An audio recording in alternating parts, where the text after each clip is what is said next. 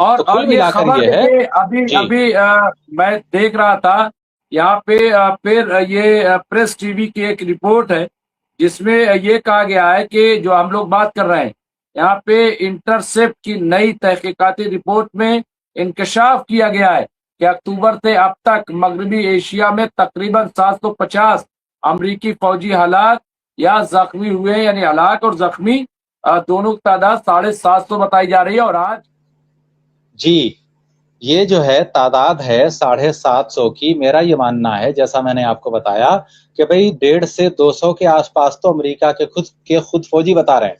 तो ये 750, ये बात बिल्कुल सही हो सकती है, बिल्कुल ठीक है ये। इसमें कोई जो है ऐसा नहीं है कि ये नामुमकिनात में से हो, बल्कि इसकी भी एक स्ट्रांग पॉसिबिलिटी है कि तादाद 1700 भी हो सकती है। एक ऑफर आया है डोनाल्ड ट्रंप की तरफ से 10 रोज के सीज फायर का। उसने बोला है कि हम चाहते ये हैं कि ईरान के साथ 10 रोज का सीज फायर हो, और उसके लिए उसने शर्त रखी है कि हम कोई माइल्ड ऑपरेशन करेंगे और उस दौरान जो है वो जो है रोक दें।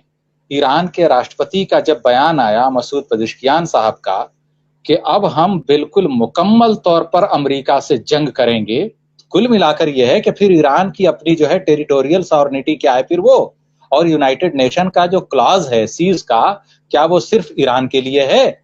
क्या वो सिर्फ वियतनाम के लिए है? क्या वो सिर्फ फिलीपींस के लिए है? अमेरिका के लिए नहीं है कानून। उसमें नेतन्याहू की वाइफ ने जो बात कही है, उसने बोला है कि हमें तो जैसे ही ये ओहदा छोड़ेगा, ओहदे पर बरकरार रहते हुए, being a first lady of Israel, 24/7 हमें सिक्योरिटी में रहना पड़ता है। लेकिन जब नेतन्याहू अपने ओहदे से दस्तबरदार हो जाएगा या हट जाएगा, इसकी मियाद पूरी हो जाएगी, तो उसके बाद भी हमें 24/7 सिक्योरिटी की उसमें रहना पड़ेगा। क्योंकि हमने किसी आम लीडर को नहीं, वो ये बात कही नहीं उसने, लेकिन पूरी दुनिया जानती है कि आपने किसी उसके जो है किसी मिलिट्री या फिर सरकारी ऑफिशियल को नहीं मारा है, आपने रूहानी पेशवा का कत्ल किया है।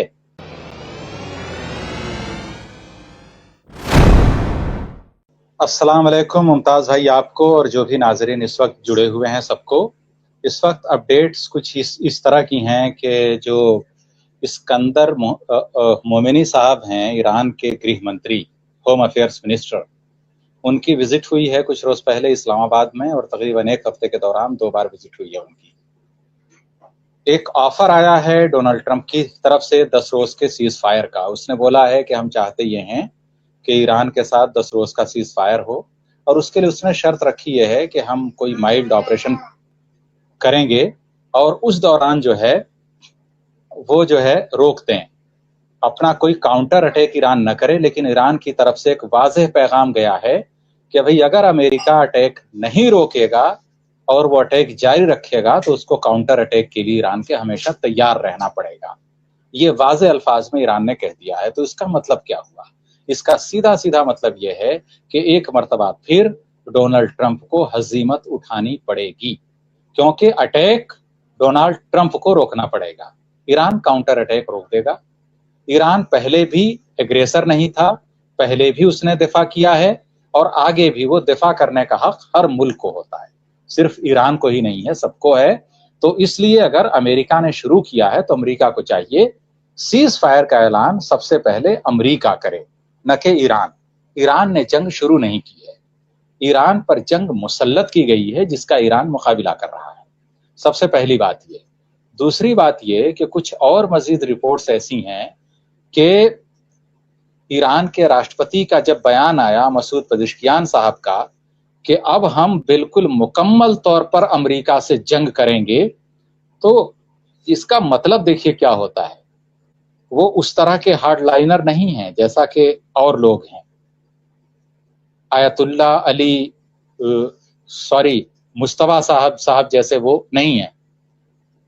तो अगर एक सिविलियन जो है प्रेसिडेंट इस तरह की भाषा बोल रहा है, इसका मतलब यह है कि वो भी किस कदर न सिर्फ दिल बर्दाश्ता हुआ है, बल्कि वो भी अमेरिकी रवैये से मायूस हुआ है। क्योंकि उनके बहुत सारे बयानात हैं कि मैंने कॉन्फिडेंस में लेकर के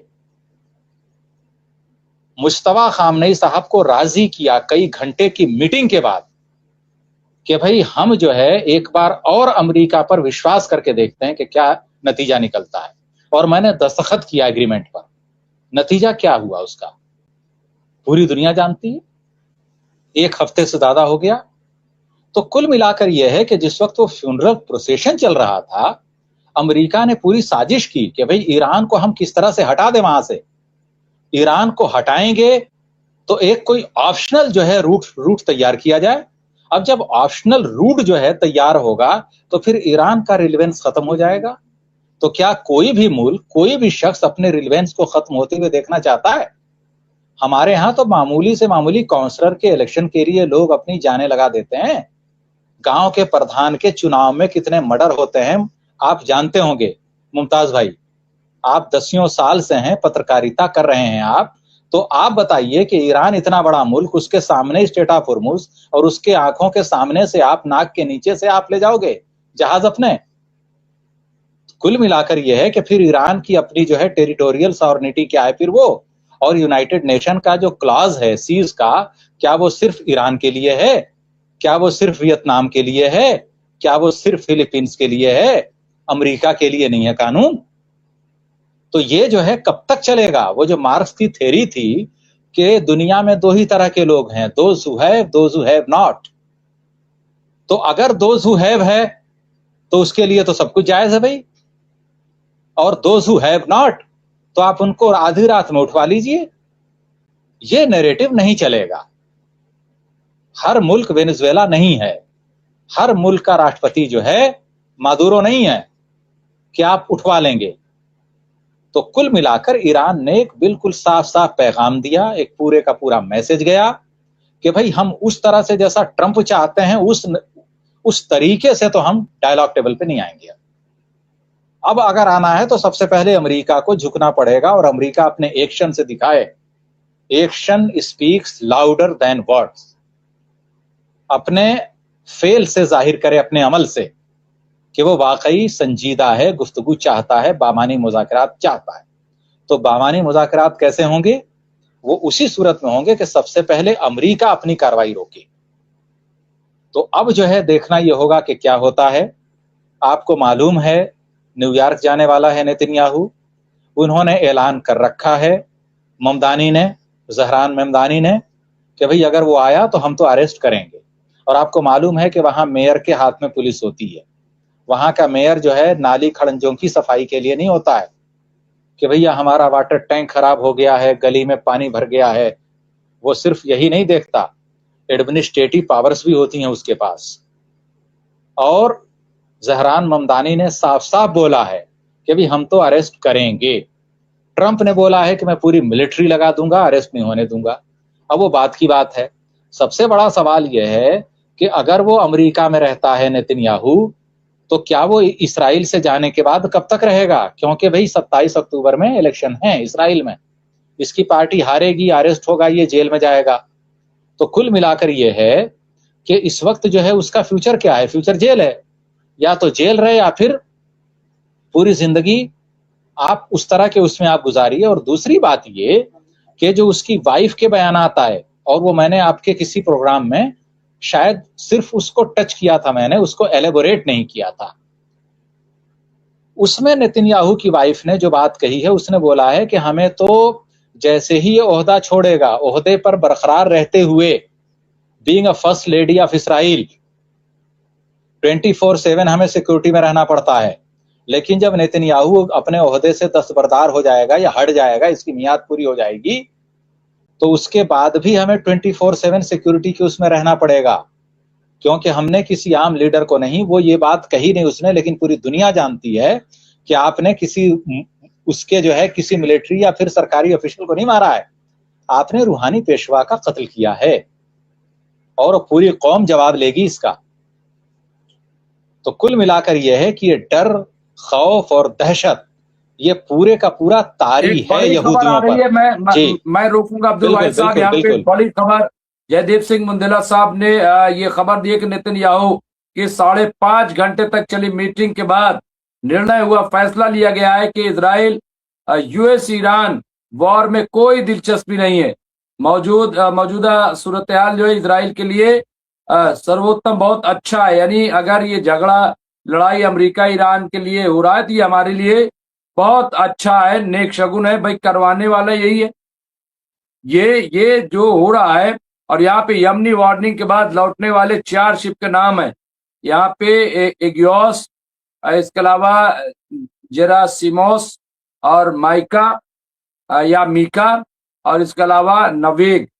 तो यहाँ पे ये 4 और ये ट्रस्ट जो है, और 2 दीगर शिप की जानकारी जो है प्राप्त हुई है। नेविग 8 एक्सप्रेस 4 ट्रस्ट, ये पूरा नाम है। तो बहरहाल ये 4 जहाजों के नाम बताए जा रहे हैं। लेकिन इसके अलावा यहाँ पे जयदीप सिंह मुदला साहब ने सही भाई, इजराइल ने उकसा दिया और बैठकर मजा देख रहा है, सबसे बड़ा लाभार्थी वही है। बिल्कुल, आप ये देखिए कि मकसद क्या था, झगड़ा क्यों करवाया, जंग क्यों करवाई, लगातार लेबनान पे, लगातार आज भी गाजा पे हमले हो रहे हैं और कोई बोलने वाला नहीं है। यहाँ 10 दिन का सीज फायर, क्यों 10 दिन का सीज फायर एक मजाक है। अमेरिका सदियों से कोई ना कोई बहाना बनाकर पूरी दुनिया पर जुल्म कर रहा है। खामोशी भी जुल्मी का साथ देने वाला होता है, इस गुनाह के बराबर है। बिल्कुल सही आप कह रहे हैं यदि परवीन गुलबख्श साहिबा। इसके अलावा यहाँ पे यादवेन दत्त मिश्र लिखकर, ईरान और ईरानी जनता के साथ है। ईरान धर्म युद्ध लड़ रहा है, सच्चाई की जंग लड़ रहा है, अपने हक की लड़ाई लड़ रहा है, तो जीत तो होगी। ये सारे प्रतिबंध तो ईरान 47 वर्षों से झेल ही रहा है। एक और जयदीप साहब ने दिया है यरूशलेम पोस्ट के हवाले से खबर आई है, ट्रम्प ने कतर और पाकिस्तान के 10 दिवसीय सीज फायर प्रस्ताव को रिजेक्ट कर दिया है। यहाँ पे ये बताया यरूशलेम पोस्ट ने, जबकि हकीकत ये है कि ईरान पहले ही रिजेक्ट कर चुका है। तो 10 दिन के क्या मानिए, क्या 10 दिन भाई, ये आप ये देखिए 10 दिन क्यों, ये 10 दिन क्यों किया जा रहा है अब्दुल वाहिद साहब, वजह क्या है? 10 दिन का सीज फायर कर लो, फिर उसके बाद मारो, फिर उसके बाद जंग करो। जी अब्दुल वाहिद साहब। फायर की बात है, 10 रोज के सीज फायर का ये शोशा। अमेरिका देखिए जब भी फंसता है, जब भी उस पर कोई प्रेशर बिल्डअप होता है, अमेरिका एक नया फार्मूला लेकर के सामने आ जाता है। सीज फायर हो जाएगा, 10 रोज का होगा, 5 रोज का होगा, इतने घंटे का होगा, ये सब होगा। देखिए क्या है कि अमेरिका को जितना करना था, जितनी कैपेबिलिटीज थी, इस वक्त सूरत हाल ये है, अमेरिका भाग रहा है। उसके जो भी बेसेस हैं, वेदर वो जो है बेस्ड हों यमन के, वो बहरीन में हों, कतर में हों, कुवैत में हों, यूएई में हों, सऊदी में हों, इवन जॉर्डन में हों, सबको जिस तरह से इफेक्टिवली ईरान ने टारगेट किया है, और सिर्फ तैयारों को ही नहीं मारा है उसके, तकरीबन ये तो आपके पास जो भी रिपोर्ट्स हैं, आपको मालूम है कि जो है पाशा साहब ने आपके ही चैनल पर बताया था कि 200 के करीब अमेरिकी फौजी हताहत हुए हैं, और ये खुद अमेरिका के अंदर रिपोर्ट्स आनी शुरू हो गई हैं, और वो धीरे धीरे मान भी रहे हैं कि 100 से 150 के आसपास का होगा ये आंकड़ा।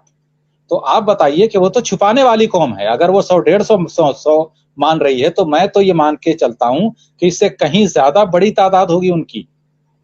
तो कुल मिलाकर यह है कि चूंकि अमेरिका दबाव में है, एक प्रेशर बिल्डअप हुआ है, उसके यहाँ कैजुअलिटीज होनी शुरू हो गई हैं, उसके तैयारे गिर रहे हैं या फिर तबाह हो रहे हैं, उसके बेसिस को बिल्कुल एक तरह से ब्रूटली जो है ईरान ने एक तरह से बहुत ही टारगेट किया है, धूल धूसरित किया है, अगर हिंदी के लिए बहुत ही उपयुक्त शब्द ये होगा। तो अब जो है अमेरिका को समझ में नहीं आ रहा है कि भाई वो इसराइल में भी प्लेन कहाँ कहाँ खड़ा करेगा। अच्छा मान लीजिए कि इस पूरे रीजन से वो खींच के सारे प्लेन ले गया इसराइल, उसके सारे बेसिस पे, क्या इसराइल तक ईरानियन मिसाइल की पहुंच नहीं है?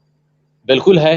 तो जब तुम यहां से लेकर के जाओगे, फिर ईरान को 10 जगह नहीं मारने मिसाइल, फिर तो वो सीधे ताबड़तोड़ 2-3 घंटे में इतने मिसाइल मार देगा कि तुम्हारे जितने वहां पे रखे हुए हैं ये सारे फाइटर जेट, ये सारे जो है फिर वो धूल धूसरित हो जाएंगे, सारे तबाह हो जाएंगे। तो कुल मिलाकर ये है कि अमेरिका तो इस पूरे जंग के अंदर ईरान को जो भी नुकसान हो रहा है, देखिए ईरान के पास खोने के लिए कुछ नहीं है। 47-48 साल से 50 साल से ईरान पाबंदियां झेल रहा है, उसके बड़े बड़े लीडर मारे गए, सब कुछ हुए। और जो बात आप अक्सर अपने चैनल पे कहते हैं मुमताज भाई कि भाई ईरान तो लाशें उठा रहा है, उनके यहाँ शहादत माना जाता है इसको, लेकिन सवाल यह है कि क्या अमेरिका मुकल्लफ है उसकी कैपेबिलिटी है ऐसी कि उसके लोग जो है ताबूत देखें फौजियों की अपने। तो जब ये जो है सूरत हाल अमेरिका के अंदर उसके लिए फेवरेबल नहीं है, तो जब ये सारे के सारे ताबूत जिसको भाई अमेरिका कब तक दबाएगा, कब तक बताएगा लोगों को कि नहीं अभी जख्मी हैं, अभी उनका मिलिट्री हॉस्पिटल में ट्रीटमेंट चल रहा है। भाई जब वो मरेंगे वहां से, जितने जख्मी हुए हैं सीवियर, या किसी का हाथ कटा हुआ, पैर कटा हुआ, इस हालत में आएंगे जब वो, तो क्या पब्लिक के अंदर एंगर नहीं आएगा? खुश होंगे, वो शाबाशी देंगे। तो कुल मिलाकर जो है सूरत हाल ये है कि अमेरिका बहुत बुरी तरह फंसा हुआ है, इकोनॉमिकली जो है प्रॉब्लम में है। वो जो है उगाही करना चाहता है, लेकिन अरब मुल्कों के जरिए उसको उगाही नहीं हो पा रही है। अरब मुल्क कई बार प्रेशर में आते हैं, लेकिन फिर वो शिकायत करते हैं कि जनाब आली आप फिर हमें बचा नहीं पाए, आपकी मदद हमने दोबारा की। ईरान उधर फ्यूनरल प्रोसेशन में था, उसके बावजूद हमने कुछ तरीके से आपकी मदद की, पूरे बेसिस दोबारा आपने एक्टिव कर लिए, हमने एक्टिव होने दिया। उसके बाद फिर आप देखिए, फिर आप वहीं के वहीं हैं, ढाक के तीन पात, कुछ नहीं हो पा रहा है आपसे, फिर आप यहां से भाग रहे हो। तो सवाल यह है कि भाई इसमें तबाही बर्बादी किसकी हो रही है? ईरान की मान लीजिए तबाही बर्बादी हो रही है। ईरान के अलावा अगर हम देखें कि टेरिटोरियल जो है, अगर कोई किसी की सॉवरेनिटी अगर एट ए स्टेक है, किसकी है? अरब मुल्कों की है।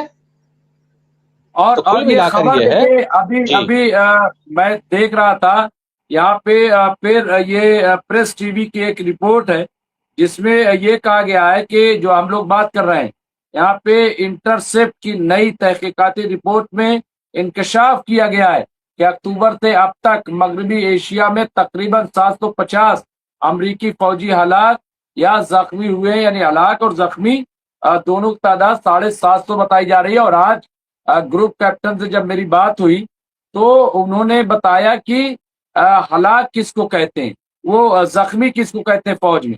कहा कि हाथ उड़ जाए, पैर उड़ जाए, मतलब बेकार हो जाए, उसको जख्मी कहते हैं। यानी अगर उन्होंने कहा कि 3 उंगली अगर कट भी जाए तो फौज की नजर में उसे हलाक नहीं, वो जख्मी नहीं माना जाता है जब तक कोहनी तक हाथ ना उड़ जाए, जब तक घुटने तक पैर न उड़ जाए। तो इसका मतलब अगर ये जख्मी भी हुए तो बेकार हुए। और ये बहुत बड़ी बात मुझे लग रहा है कि ये अमेरिका के लिए है। 750 की अगर तादाद आ रही है, ये अब्दुल वाहिद साहब।